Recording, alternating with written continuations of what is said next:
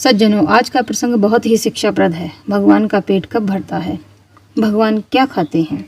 भगवान प्रसन्न कब होते हैं? और इस संसार में किसका जीवन व्यर्थ है? जानने के लिए बने रहिए हमारे YouTube चैनल नमन वंदना में। सज्जनों, इस कहानी के माध्यम से हम इन सारे प्रश्नों को जानेंगे। एक समय उदयपुर नगर के राजा दिलीप अपने नगर के विशाल शिव मंदिर में दर्शन के लिए आए और देखा शिव मंदिर में जो भगवान शिव की लाट है वहाँ दूध बहुत ही कम अर्थात ना के बराबर था। राजा दिलीप सोचने लगे कि इतने कम दूध से भगवान का पेट कैसे भरता होगा। अतः उन्होंने संपूर्ण नगर में घोषणा करा दी कि सभी नगरवासी अपने घर का सारा दूध भगवान शिव को चढ़ाएंगे और जो दूध नहीं चढ़ाने आएगा उसे दंडित किया जाएगा। अगली सुबह सभी नगरवासी अपने अपने घर का सारा दूध लेकर भगवान शिव को चढ़ाने लगे। दूध भगवान की शिव की लाट से होता हुआ हौद में इकट्ठा होने लगा। सारे नगर का दूध चढ़ जाने के बाद भी हौद नहीं भर पा रहा था। अंत में एक बूढ़ी महिला अपने छोटे से लोटे में दूध लेकर आई और भगवान को चढ़ाने लगी। साथ ही साथ मन ही मन में कहने लगी, प्रभु, समस्त नगर का दूध चढ़ने के बाद भी आपका हौद नहीं भर पाया, फिर इतने सारे दूध के आगे मेरी इस छोटी सी लुटिया की क्या बिसात। हे प्रभु, इतना ही दूध स्वीकार करें। इतना कहकर उस वृद्ध महिला ने दूध चढ़ाया और वहां से चली गई। महिला के जाते ही कुछ क्षणों बाद दूध का हौद लपालप भर गया। यह दृश्य देखकर वहां पर खड़ा सैनिक आश्चर्य में पड़ गया और राजा से जाकर के सारी बात कह दी। सैनिक की बातें सुनकर राजा सोचने लगा, क्या इस सैनिक की बात वास्तव में सच है? इतने कम दूध से इतना बड़ा हौद कैसे भर गया? इस बात की पुष्टि के लिए राजा स्वयं अगले दिन मंदिर आया। नगर के सभी लोग एक एक करके शिव की लाट पर दूध चढ़ा रहे थे, पर हौद नहीं भर पा रहा था। अंत में जब वह वृद्ध महिला अपने छोटे से लोटे में दूध लेकर आई और उसने शिव का अभिषेक किया, कुछ क्षणों बाद वह हौद पूर्णतः भर गया। यह सब देखकर राजा सोचने लगा, आखिर इतने कम दूध से इतना बड़ा हौद कैसे भर जाता है? इस रहस्य का माजरा क्या है? यह तो वह बूढ़ी महिला ही बता सकती है। यह सोचकर राजा फिर अगली सुबह मंदिर गया और उस वृद्ध महिला का इंतजार करने लगा। रोज की तरह वह महिला सबसे अंत में आई, अपने छोटे से लोटे का जल चढ़ाया और शिवलिंग का हौद लपालप भर गया।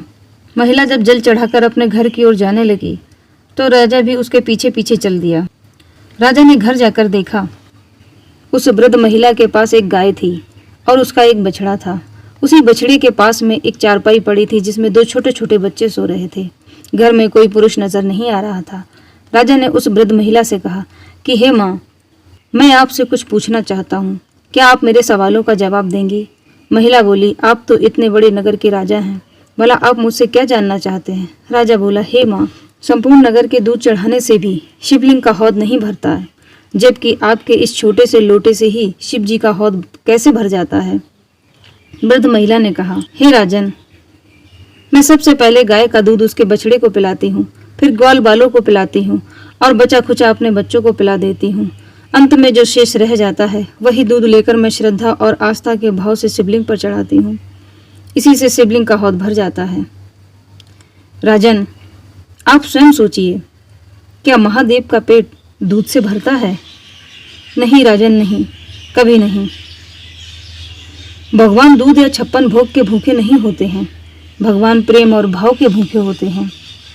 हे राजन, आप अपने राजबल के प्रयोग से महादेव पर दूध चढ़वाते हो। नगर के सभी लोग अपना पेट काट काट कर दूध लेकर आते हैं। जिस दूध की जरूरत उनके घर पर भी होती है, वह भी दंड के भय से अपने घर का सारा दूध ले आते हैं, जिससे उनके घर के छोटे छोटे बच्चे, ग्वाल बाल, बछड़े भूखे रह जाते हैं और उन सब की आत्मा आपके इस आदेश से कुंठित हो जाती है। महाराज, भगवान तो हर जगह, हर जीव में बसता है। जिन प्राणियों की आत्मा कुंठित होती है उनसे भगवान की आत्मा भी कुंठित होती है। फिर दुखी मन का भाव महादेव सुखी मन से कैसे ग्रहण कर सकते हैं? इसलिए हौद खाली रह जाता है। दूसरों को कष्ट देकर भगवान को अर्पण की जाने वाली वस्तु भगवान कभी स्वीकार नहीं करते, क्योंकि संसार को निवाला देने वाला स्वयं संसार का निवाला कैसे छीन सकता है?